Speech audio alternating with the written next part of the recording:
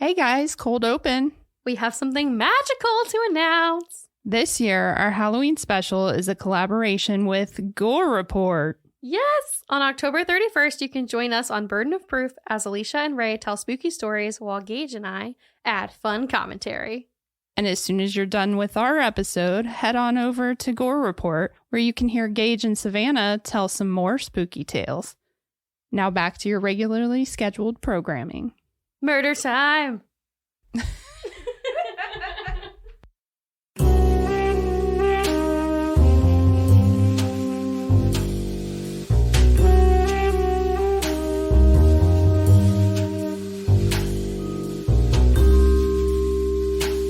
Hello! Hey. How are you? Good, how are you? I'm full. We just ate lunch. Yes, we so I'm good. I'm Savannah. I'm Elysia. This is Burden of Proof. So, I don't really have any business to take care of. Let's just jump right in. Yeah, I'm excited. I am too. I've worked on this case for 2 weeks just because of the way that things have worked out. So I'm excited. I only know the movie. Yes. So we are covering the Scream murder of Cassie Stoddart today. I don't know what's up with me and all the media cases recently, but that's just what's holding my attention. So that's what we're doing. All right. So we open in a quiet small town called Pocatello, Idaho. Pocatello. Oh. Yeah, there's With an an O. O, Yeah. not an A. Mm-hmm. All right. So, over half of the population is Mormon in Pocatello, so you kind of know what you're dealing with. This is a small town. This is one of those towns that nothing ever happens in. Nothing ever happens in Pocatello. Until something happened in Pocatello. Nothing happens until it does. Yep. So in September 2006, something happens in Pocatello, Idaho. What? We're going to back up. 1990, Brian Lee Draper is born. He was adopted into a pretty normal family. There's no record of anything out of the ordinary occurring as he was growing up. Well, no, nothing happens in Pocatello. Exactly. Nothing happens in Pocatello. Unfortunately, Brian had a stutter, and he struggled with this throughout school, but especially throughout middle school. He didn't fit in, and he felt kind of like a loser. And that's something that he says he kind of always felt, no matter stutter or not. He always just kind of innately felt like a loser and an outcast in his own mind. That's interesting. Yeah. To me, when people, that's the word he used, was loser. Like a loser. Because I always kind of felt like an outcast, like I don't quite fit in anywhere in particular. But I never thought of myself as a loser. And those are his words. That's interesting. As he got a little bit older, he turned to online chat rooms and forums to find his friends. This would be all fine and dandy if the forums were about One Direction or puppies or rainbows or Attack on Titans or Pokemon. Yeah. Or boobs. Sorry, I'm laughing because One Direction was your first go-to. Oh, yeah, because that's what I was all into. Yeah. Side note, I was asking Nicholas and my friend Cameron, what were you guys into in middle school? I don't know, what he should have been into rather than what he was actually talking about online, and they both just said boobs at the same time from different ends of the house. Yeah. They both just go, middle school boys. 6th grade boobs. So Nicholas wanted me to clarify. It wasn't that he was looking at porn in 6th grade. He was just Googling the word boobs. Well, I mean, you're gonna find porn. Yeah, but he just wasn't refined enough. He didn't even know what he was doing. He was just like, boobs. No. So, yeah, I thought that was funny, so I wanted to tell you about that. But no, he wasn't looking at any forums like this. No. Brian was often on forums talking about school shootings, and specifically the Columbine shootings. Yep. Or shooting. Gonna be honest, as somebody who has grown up and been not a part of, but near several school shootings in my life, this was almost a no-go case for me. The minute I see Columbine or Sandy Hook or any of those, I'm like, I don't know if I can do that. Yeah. Gen Z, we've really grown up in that generation of okay, lockdowns, pretend you're dead, which is horrifying. But anyway, I'm glad I kept going because this case was really interesting. Now, Torey Adamcik, or as I like to call him, Torey Adam Dick, was born in June 1990, and he met Brian a few months before the crime occurred. Torey was obsessed with horror movies, most specifically Scream, the Scream franchise. He and Brian instantly fell into a friendship because they were able to bond over the love of dark media and, like, just creepy crap that they liked. And I think also, like, this is just a personal theory. I think they also bonded out of convenience because otherwise they probably would have been outcast and not had anybody else. Yeah. So when they were together, they created the opportunity for more friends because when you're not an outcast and you have even one other friend, you're more approachable to people. Yeah. So it could have been a convenience or that sort of kind of friendship as well. Yeah. Because sometimes when you're listening to them talk to each other, I don't even think they liked each other that much. That makes sense. Yeah, it was weird. So one day, Torey and Brian were skipping a school assembly, hanging out, sitting on the floor in the bathroom, and Torey broke the ice. He asked the question that he had been thinking about for a while. Torey asked Brian if he had ever thought about doing any of the things that they watch in horror movies in real life. And Brian admitted that he had, and more specifically, that he had thought about committing something like a school shooting before. So for these two teenage boys, the planning began. Torey loved horror movies, as I've already mentioned, and he was always had his camcorder in his hand. He was filming everything all the time. And during this process, he tended to film him and Brian planning things. Sometimes they would use code words. Sometimes they would just be talking about it. And if anybody asked them, they would say, oh, we're talking about a horror movie we're planning to film. This was just really well known across the school because they always had their cameras out. So, you know. Sorry. I'm responding for the listeners. I'm responding with my eyes. Yeah. Oh my gosh. How believable is that? We're doing this as a movie. Who knows? I don't know. But I think sometimes kids just think, oh, the weird kid. They don't take it seriously. Yeah, exactly. Now, they planned several crimes that didn't actually work.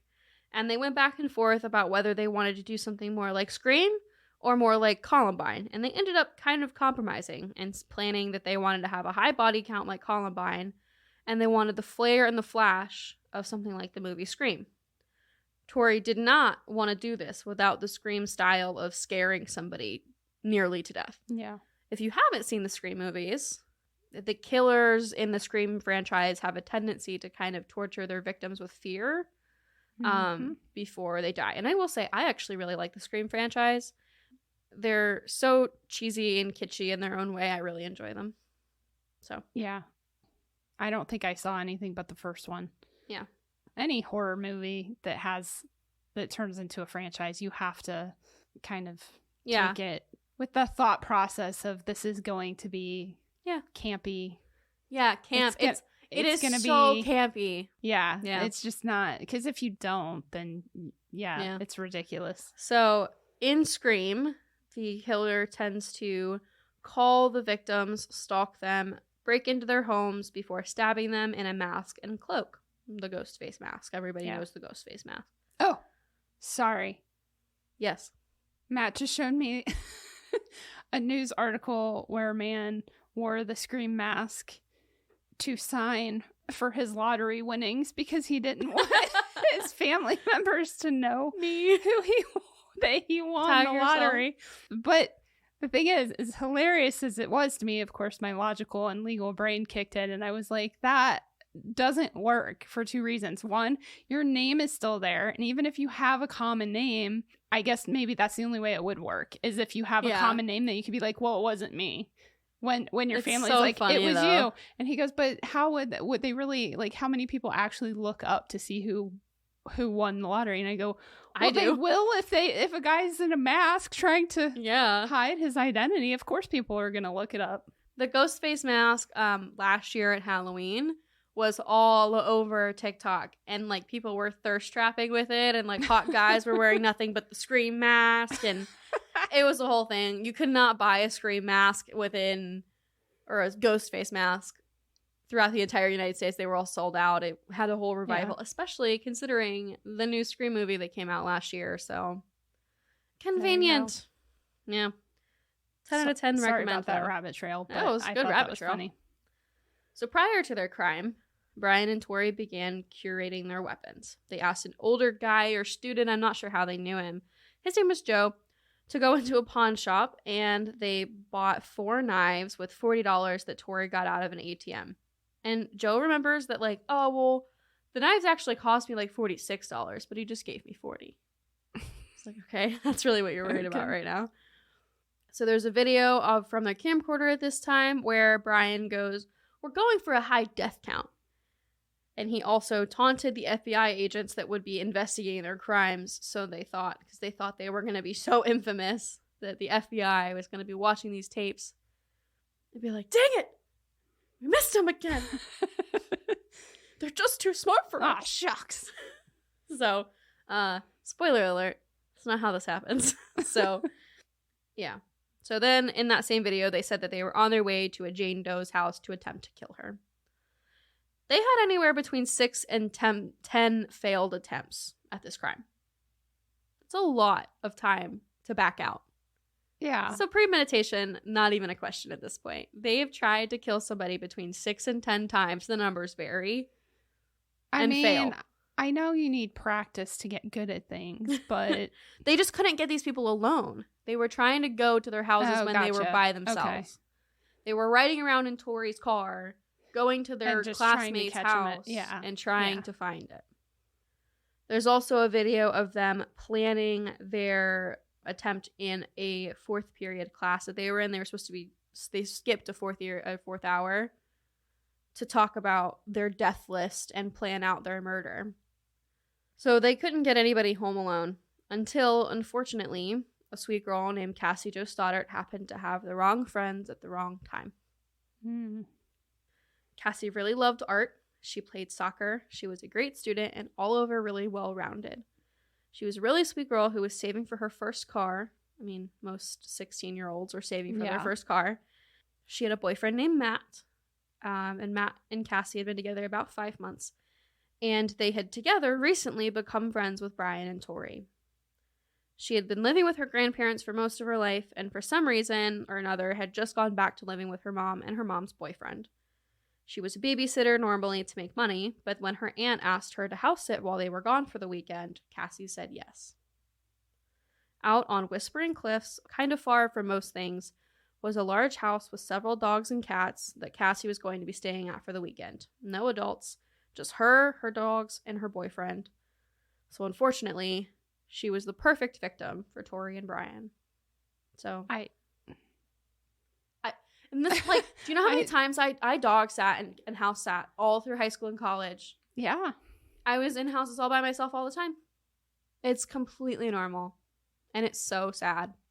Yeah, I don't know.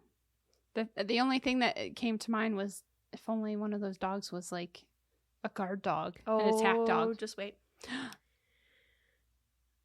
So I really want to get into how stupid these guys are because they had a full-blown conversation over whether or not the word evil is directly related to God. They get Ed Kemper and Ed Gein confused, and they often compare themselves to Ted Bundy. Ted Bundy, by the way, spent years killing. Yeah. And, like, I just don't think these guys understand that he was very good at what he did. Yeah. Until he wasn't. Like, he convinced a woman to help him tow a boat out of the lake with a VW Beetle. Yeah. And his broken arm. Yeah. So, there is, like, obviously audio and video clips because they filmed everything. And I was gonna play them. And then I was like, no. These stupid sons of bitches wanted these things played. I don't want to do that. Yeah. So even though I know that they're not making any money off of it, it still just rubbed me the wrong way. No. Yeah. So I'm just going to read it. Does it for fame. Yeah, that's the last thing we want to do. So I'm going to read it. I don't know if that's any better, but it makes me feel a little bit better. So Brian says, "We found our victim, and as sad as it may be, they're in Torey's car, and Torey is driving, and Brian is filming from the passenger seat." Okay. Adam says, "We found our victim, and as sad as it may be, she's our friend. But you know what? We all have to make sacrifices. Our first victim is going to be Cassie Stoddart and her friends."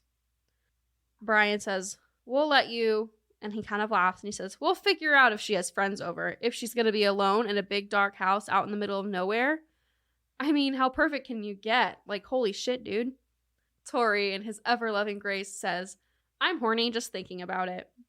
Oh, gross. Brian says, hell yeah. So we're just gonna fucking kill her and her friends, and we're gonna keep moving on.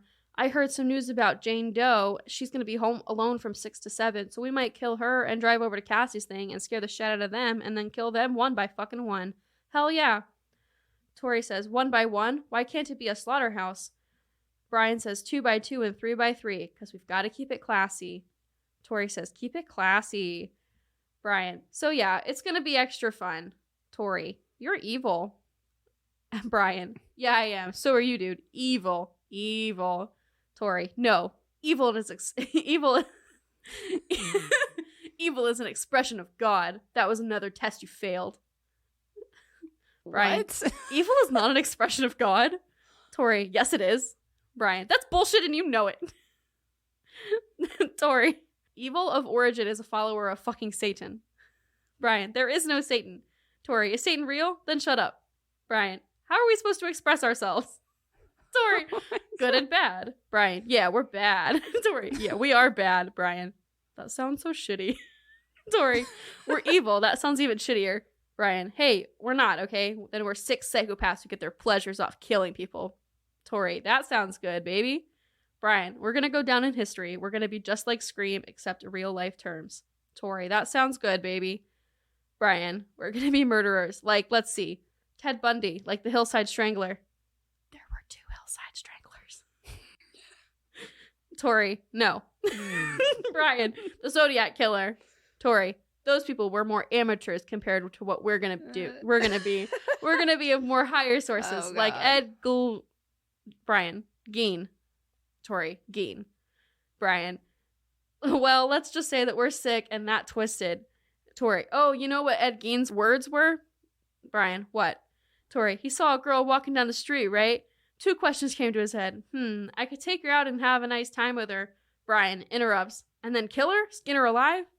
Torey, charm the pants off her. Or I could wonder what her head would look like on a stick. Brian, holy shit. Torey, it's creepy, huh? Brian, kick ass. Brian, murder is power. Murder is freedom. Goodbye. So I feel wrong laughing because, But they're so stupid. That is the cringiest thing. Yeah, it's teenage cringe at its worst. I don't know. Even at 16, I don't know if I would be saying something like that. I just, when I was a teenager, I hung out with some people that thought they were really badass and would like talk up stuff. I mean, they weren't murdering anybody, don't get me wrong. They're not like that, but edgy. That back and forth and trying to be edgy, trying to be cool. But like they argue so much and I swear they don't even like each other. Yeah. Like Torey corrects Brian at every second he can and it's annoying. So, of course, they're literally filming this. They're filming them talking about it. I feel like that should be the number 1 rule of a murder. I feel like they should have gone back and like you should have played back your videos before moving forward with your plan, because chances are you would have realized that you sound stupid. How stupid you sound in the moment. Yeah. Maybe some hindsight would have been good. Do that. Oh, no. So, the night of the murder, Cassie and Matt are dropped off at the Whispering Cliffs house around 5:30 p.m. by her mom. Cassie had asked her aunt and uncle if she could bring Matt over beforehand, and they were all like, yes, because Cassie was such a responsible kid. This is so, like... I was going to say, there's no way my parents would have been like, yeah, you can go house sit with your boyfriend at 16. Yeah, and like he wasn't staying over. He was just going to hang out. Okay. No, he wasn't going to stay over originally. The 2 of them stayed at the house and hung out until around 8:30 when Brian and Torey showed up. They were disappointed because they thought this was going to be a party and they wanted it to be just like Scream where they tormented people at a party. But Cassie was way too responsible for it to actually be a party. It was just some friends and she'd asked her aunt and uncle beforehand if they could do that. But she was never planning on having a party. Brian and Torey took a tour of the home, even lifting some of the weights that were in the basement before they all went back upstairs and decided to watch a movie. Torey picked Kill Bill 3. Around 9:30, which is an hour later, Torey and Brian announced that this was lame and they were bored and they wanted to go see a movie at the theater. Because they're too cool. Well, clearly. Have you heard their banter videos? Yeah, they're too cool for this. This is boring. Cassie's mom called to check on her at some point around this time-ish, and she said, yeah, we're great. We're just watching movies. So her and Matt continued to just watch movies and have a good time until around 10 o'clock. At 10 p.m., the power cut off. After a few minutes, it came back on, but Matt and Cassie decided that it must have been something going on at the power company because the power had eventually turned back on and it hadn't just like turned off and stayed off. Right. They didn't think it was a breaker because if it had been a breaker, it wouldn't have turned back on. Everything seemed to be a little bit more normal. The power turned back on. It was just really creepy, but then the dogs started to act really strange. One of them continued to stare and bark at the basement door, and it was really scaring Cassie. Because the lights are turning on and off, they're out in the middle of nowhere. She knows she's about to be by herself, so she asks Matt if he could stay with her because she was scared. He called his mom and asked, and she says, no, there's no way. I have something for you to come do at home. Like, she's more than welcome to come stay over with us. It sounds like she's scared, and I'm okay with you guys staying the night at my house as long as we're together. There's an adult. Supervise. Yeah. But Matt's mom heard Cassie say in the background, nope, it's my responsibility to watch the animals in the house. I told her I would. I have to stay. So at around 11, Matt's mom shows up to pick him up from Whispering Cliffs. He asks again if he can stay, and she says no, but reiterates again, Cassie's more than welcome to come home with us and just come back in the morning. And she even said, it's probably okay. Your aunt and uncle would probably be okay if you just came back in the morning. At this point, it's only going to be a few hours, and the dogs are going to be fine. And she says, no, that's what I signed up to do, and she goes back inside. She decides that she's just going to sleep on the couch because she's too scared to go to the room she was staying in. So she laid down and put on a movie and tried to calm down. But then she started to hear it. Footsteps downstairs. And then rushing footsteps up the basement stairs. And then a few silent, terrifying moments later, she started to hear doors slamming around in the basement. Finally, she ran to grab the phone, and the basement door creaked open. And all Cassie saw was two people in cloaks and some terrifying masks. They were white with blood dripping down half the face. She screamed, "Who are you? If you come for me, I will fight back." And that is when Torey lunged at her. The boy stabbed her somewhere around 30 times, and 14 to 16 of those stab wounds were fatal. Jeez. They left, they got in Torey's car, and they filmed another video. And here is a transcript. September 22nd, 2006, 11:31 p.m. Brian. I just killed Cassie. We just left her house. This is not a fucking joke. Torey. I'm shaking. Brian. I stabbed her in the throat and I saw her lifeless body. It just disappeared. Dude, I just killed Cassie. Torey. Oh my god. Brian. Oh fuck. That felt like it wasn't even real. I mean, it went by so fast. Torey. Shut the fuck up. We gotta get our act straight. Brian. It's okay. Okay? We'll just buy movie tickets now. Torey. Okay. And they left. They turned it off. They continued on to a convenience store. They bought matches. They bought movie tickets. And then they drove to a valley where they burned some of the evidence and buried it in a shallow hole. And then they go home. Oh my. I don't know what to say to that. I needed a water break. That's fine. That's why I want to comment, but yeah, unfortunately they did do what they wanted to do with scaring her. That's terrifying. Yeah, it is. Yeah, so. And I felt like when I watch scary movies, part of why I don't watch scary movies anymore. It's because I always yell. I always wanted to yell at the people, run! Mm-hmm. Why are you standing there? Run! She fought back. Yeah. But it's hard. Yeah. So 2 days later, Cassie's aunt, uncle, and cousin returned from their trip. Cassie's 13-year-old cousin is unfortunately the one who found Cassie lying in the living room floor. The scene was absolutely covered in blood. Lieutenant Robert Lanch, one of those, okay, was on weekend duty when he got the call. her aunt called and said, "There's a woman dead on my floor. She's missing a finger." She didn't recognize that it was Cassie right away. Oh my gosh. He knew that it was really serious because this kind of thing doesn't happen in Pocatello. Yeah. He knew right where it was because it was actually pretty close to the police station. And once he got to the scene, it was like nothing he'd ever dealt with. So he called his captain. Captain John knew from Robert's voice that something was really, really wrong. Her mom, Anna, said, "I was still waiting for her to walk out of that house and for her to be okay. And it wasn't happening."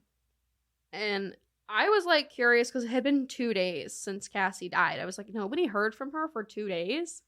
Yeah. I mean, her mom checked in on her the night of. And her mom said that halfway through the weekend, she realized she hadn't heard from Cassie. She called and she hadn't heard back. So she got busy, and before she knew it, it was really late at night. And so she just said, "You know, in the morning, I'm just going to go up there and bring her butt home. I don't like that I haven't heard from her. Like, this is weird." It was just too late.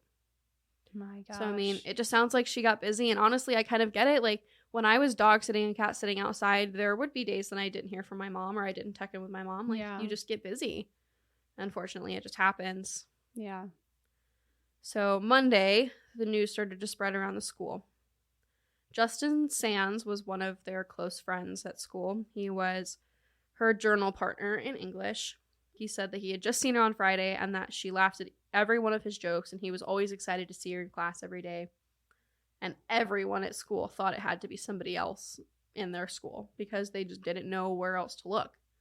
Yeah. But they couldn't figure out the motive because Cassie was really well liked.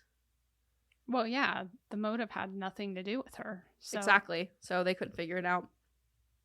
The house was really disrupted because Cassie was fighting, but there was no sign of a murder weapon or a break-in. Right. Because luckily they didn't really break in. When they were touring the house, he went downstairs and unlocked a door. In the yeah. I hate exterior doors in basements. Gosh, seriously, who thinks that's a good idea? I hate them. So the Captain John, and Lieutenant Robert did not wait around. They did everything as quickly as they could, and they started by getting her last day figured out. And finally, they figured out that Matt was the last one who saw her, so they called him. While they were doing that, there were people investigating the house, and they were trying to figure out why the lights flickered after they got Matt's story. And they checked the breaker box because they were like, well, obviously, if the lights are flickering, we should figure out why and see what happened. And there were some fingerprints on the breaker box. And they got a match. It was Cassie's mom's boyfriend, Victor.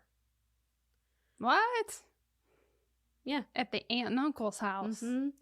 But actually, he had just done some work at their house, and his prints would have been on the box. Yeah. So he had an alibi for the night, and he had nothing to do with it. So let's talk about Matt Beckham a little bit, who was the last person to see Cassie alive, and it was Cassie's boyfriend. Yeah. The captain said that he really didn't show much emotion when he told him that Cassie was dead, which was kind of weird. It's weird, but they were only together for 5 months, and he's a teenager, and he probably was just in shock. Like, that's hard to wrap your mind around. Yeah. The other thing was that a couple of nights later, like the next night, he had actually stayed over at Torey's house. Wow. I mean, but they were friends, right? They were friends, and they had no idea. If he had no idea that they had anything to do with it. So his story matched up with Anna's story, and his story matched up with what his mom was saying. He told them that they blamed the lights on the power company because they really didn't know what else it could be. And everything lined up and said that that was by all means the last time he saw Cassie. Yeah. He called her because he knew the power was having issues, but he never had any luck. Unfortunately, his demeanor kind of made him suspicious, and especially at school, people really thought that he had something to do with it. But that's kind of one of those things that, was he acting suspicious? I mean, like, I get police are going to look at him if he doesn't show any emotion, and kind of, you got to question it. Not to mention that 9 times out of 10, like, let's just be real, statistically speaking, it's usually women getting murdered by partners. Normally, yeah. That's the first person they're always going to look at, is the boyfriend, the husband, whatever. And if he acts semi-suspicious, they're going to. But as far as the kid acting weird in school, is it that he was acting weird? Or because he's guilty, or is it that he's acting weird because he knows this is high school? Of course, everybody's going to be talking about it, and he probably doesn't want to talk about it. And the more people look at him like you're being weird, the more you're acting guilty, the more he's going to act that way. Oh, that's exactly what it was. Because, spoiler alert, Matt had nothing to do with this at all. Yeah. He was just a bystander. And actually, Matt's really lucky that he was alive because Torey and Brian were absolutely prepared to kill him. Yes. They thought he was going to be there. Yeah, we'll get into the timeline a little bit more in a little bit. Gosh, just as a mom, put my mom hat on right now, and I just thought about his mom and how torn she probably felt after that. Like, on one hand, torn, like, what if he had stayed? Would she have gotten killed? But on the other hand, like, thank God I brought my kid out of that because he could have ended up dead too. And she tried so hard to get Cassie to come because she just kind of had a weird feeling, but they had some family stuff going on at home and they really needed Matt at home. So maybe the next day or the day after, Matt actually took a polygraph test and passed with flying colors. And at the end of the test, he mentioned something about Torey and Brian stopping by the house on Friday. This was the first time the police had heard about Torey and Brian. Yeah. Matt probably didn't mention it because he didn't think it would matter since they actually left before he did. Right. And he was being questioned because he was the last person to see her. Yeah. He didn't think anything about it. The police not only wanted to meet with them because they didn't know about them, but because they were just hoping to fill in some of the gaps. Right. Torey and Brian told them that they got in at 8:30, watched part of Kill Bill 2, toured the house, and left by 9:30. They told detectives they went to the movies after, but couldn't tell them what happened at the movie. So they knew something was up. Yep. So the detectives were like, well, let's just go to the movie theater and see if anybody saw them. So detectives went to the movie theater and talked to a girl who worked there, who said she actually went to school with Torey and Brian and they definitely hadn't seen that movie. Right. So they were this is a small town, dude. You can get away with, like, showing a movie ticket in a large city, in a large theater, but a small town, everybody knows everybody. So the police knew they were lying, but they didn't know why they were lying, like, definitively. Yeah. But they tried to speak with him again. They couldn't get in with Torey because his parents were like, no. But they could with Brian. Brian came into the station with his parents, and he admitted to not going to the movies. He told them that he and Torey they had been going through cars. They went through cars, basically looking for unlocked cars to loot through. He said that they didn't want to tell him because obviously that was illegal, and that's why they told him about the movie, but they didn't have anything to do with the murder of Cassie. He stuttered throughout the entire interview, and they scheduled him for a polygraph test the next morning. However, when the time came, he was too upset for the test, and the tester called his parents, and the detective came so that they would talk to him. Brian told them that Torey snuck in through the basement that they had unlocked while touring the house with the intentions to prank Cassie, just to scare her. He said they came up the stairs and shut the doors really loud to scare her. And Cassie, who was out, started asking who was there, and she screamed. But that is when Torey supposedly stabbed her so many times, saying that he had to kill her. Basically, he gave up Torey, but kind of kept himself innocent. Yeah. So they finally get Torey into a room with his parents and ask him what they knew. And told him what they knew, Torey admitted to going through cars. The detective said, well, we don't believe you, and I don't think your dad believes you either, which was kind of interesting. But directly after that, not even 2 seconds later, Torey says, I want an attorney. Yeah. So they held them both and charged them both with first-degree murder. Because the captain knew he still quite hadn't heard the real story. Oh, yeah. Yeah, he was like, this ain't right. Brian never got a lawyer. And also, I saw a couple sources kind of talking about how Torey's parents had an attorney, but they were having trouble getting the answer that they wanted. It seemed like they really just wanted a magical solution to wipe this all away and get Torey out of it, because they fully believed their son.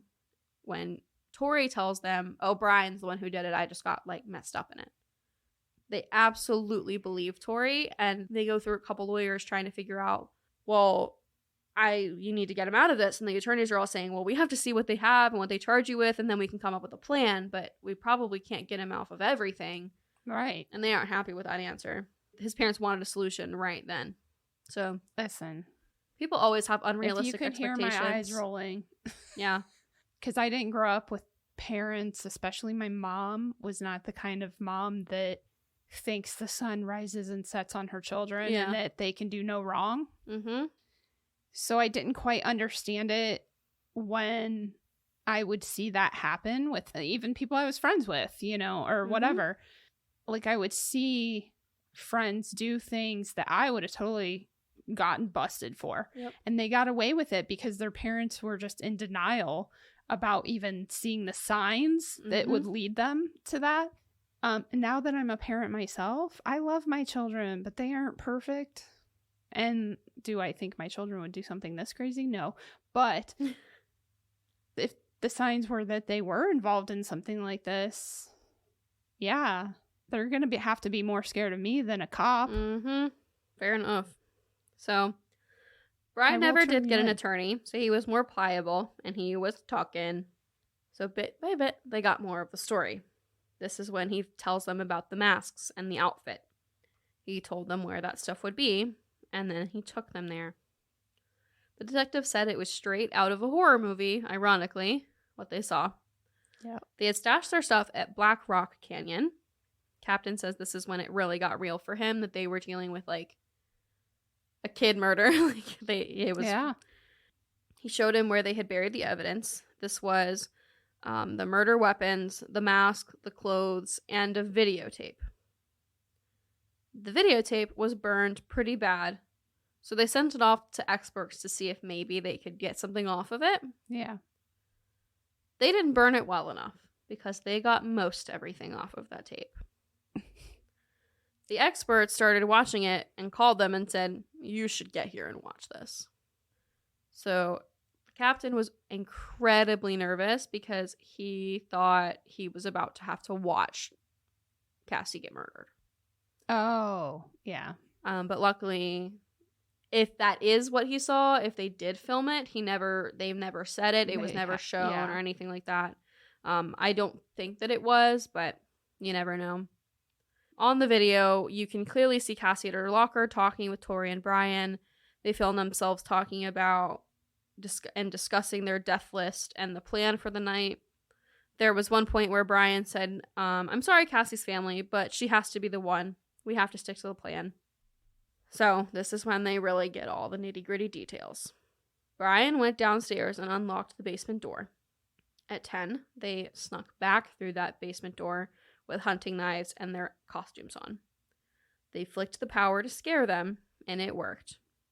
They really wanted them to come downstairs. He wanted to lure them downstairs with the power, but that didn't work. While they're in the basement, Matt calls them from the car, telling them that he's leaving Cassie's, because they had said they were going to go see a movie, and he said, "Well, I don't know, my mom's saying she needs me at home, but maybe later, because it's a Friday night, we could do something," or whatever. He was just kind of checking up, but he mentioned that he had left. They're taking that call in the basement of the house. Oh my gosh. So after Matt left, they waited about 30 minutes, and then they went upstairs and they killed Cassie. They filmed one more thing, that transcript I read earlier. Mm-hmm. They stopped at the convenience store and tried to burn the tape that they were hiding. That was what was on the tape. If Matt had been killed at the house, they might never have known that Torey and Brian were ever there. Yeah. Because the only reason they knew was because Matt told them. It's pretty crazy. But wait, didn't she ask for permission to have, or did she just ask? She just asked for Matt, but like it was kind of an open-ended invitation of like, yeah, you can have friends over. Because it's Cassie, and they know that she's not going to throw a party. Right. So they're like, yeah, just enjoy it. They had a beautiful home, so it was great for that sort of thing. So, yeah.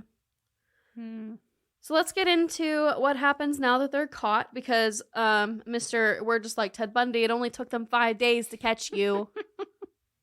And they had you in custody after like 2. You idiots. Didn't bust out. And you didn't bust out and run away for 5 days and come back with the sexy Zac Efron beard. So you're not Ted Bundy. They were tried separately, and they obviously turned on each other so quick, one of them blaming the other. The prosecutor quickly discovered their kill list with about a dozen students and the goal of creating another Columbine. There's even a video of them discussing just doing a school shooting. So the Dateline special on this, the Last Day Dateline special, is pretty good. Mm-hmm. And in that, there's a Dr. James Garbarino, something like that. I read it twice and then looked and realized there was an I, so who knows? I should really learn to say these names out loud before I sit down. He specializes in teen violence, and Torey later discusses the feeling of having an audience while they were doing the crime and feeling like people were watching, and that's part of the reason they were filming. And Dr. James Garbarino says that this is really common due to the age that they grew up in, the digital age, and having the cameras all the time, and they feel like people are watching. Mm-hmm. And so it makes it easier for them to commit these acts because it almost feels like peer pressure. Oh. So that was interesting. So during my research, I really found myself combing through a 700-page document with all the court records, looking for all of the interesting bits of information. The reality is, though, most things were done pretty much right in the case. So there's some interesting things, but not a whole lot. And the court documents get mixed up a lot between the two because the trials were really close to identical, from what I can tell. Oh, gotcha. Okay. I mean, obviously, each defense attorney does things a little bit differently, but they both had the same story of saying it was really the other one who was doing it all. So it's hard. It was hard to kind of go back and forth. So if you get confused, because I feel like a lot of this, what I ended up pulling from was Brian's trial, but that's why I get confused, because all of these documents just get mixed up together. So hard to tell. Sometimes crap like that just happens. That's okay. And he was the one that unlocked the door and did the stabbing, correct? Torey. Oh, Torey did? Torey. I thought Brian stabbed her. No, Torey. Well, they both ended up stabbing her, but Torey lunged first. Oh, Brian was the one that said that he stabbed her in the throat, though, right? Yeah. In the transcript. They both did it. Like, they are both equally to blame. I was thinking because of that transcript and him saying that, that he was credit, ultimately the one. Okay, but gotcha. Torey is really the one who pushed for the first stab wound, according to, like, what they can kind of guess. Okay. Based off of knife wounds and whose fingerprints were on what knife kind of thing. It was really confusing, and I didn't feel like I could confidently talk about it, so I didn't really list it. Well, yeah. Because that's a lot of forensic detail that it was confusing. So anyway, the first thing I noticed is that the first thing the judge did was revoke bond for both of them. So that was fantastic. Judge. And this was interesting. Brian's attorney had 3 judges disqualified.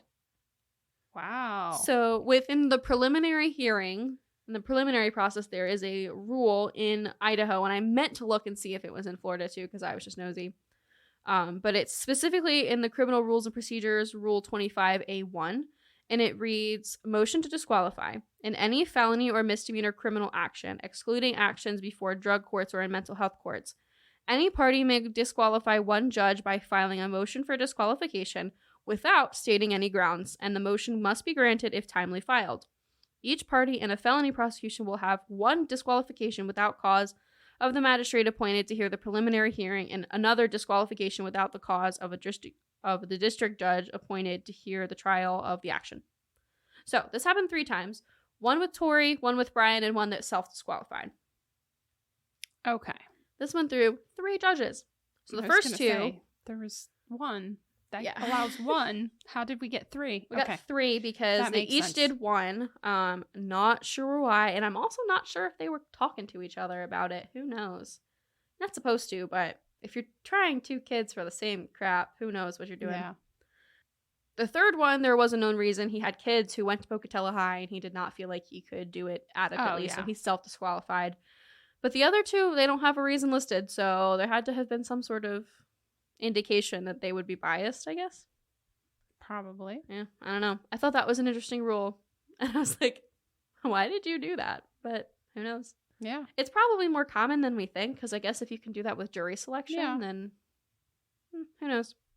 So I was reading lots of newspaper clippings because they were listed as public record as exhibits for the gag order that Brian's attorney tried to file. and it was Okay. denied. Okay. But it was fascinating because some of these papers really leaned into the fact that violent media is what caused the boys to do these things. Specifically, there were several about the band Slipknot, like being a root cause. I'm sorry, my husband hates when I say this, but I hate Slipknot.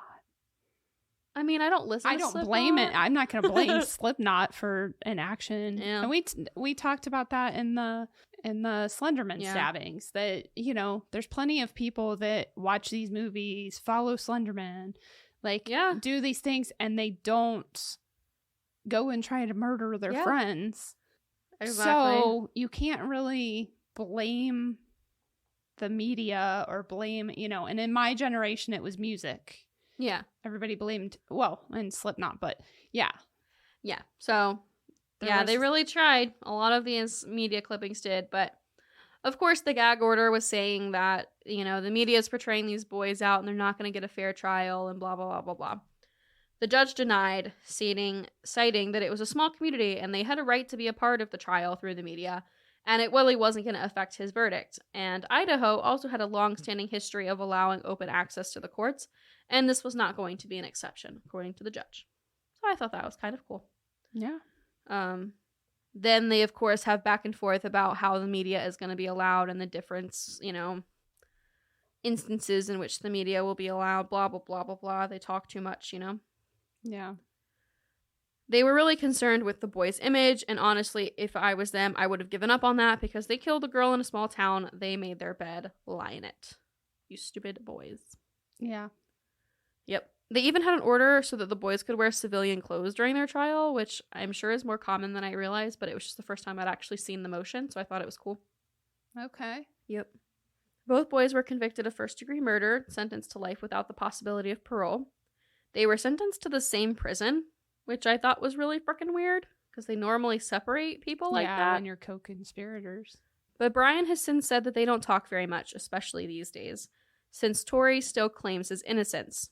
Brian does not. Brian admits to what he's done, and he seems fairly remorseful now that he's grown and he's an adult, and it's, easy for us to say now, well, look, he feels so sorry for what he's done, but he owns it, and he doesn't deny it, and Torey still vehemently claims his innocence. His parents still back him, having done interviews and even written a book about it.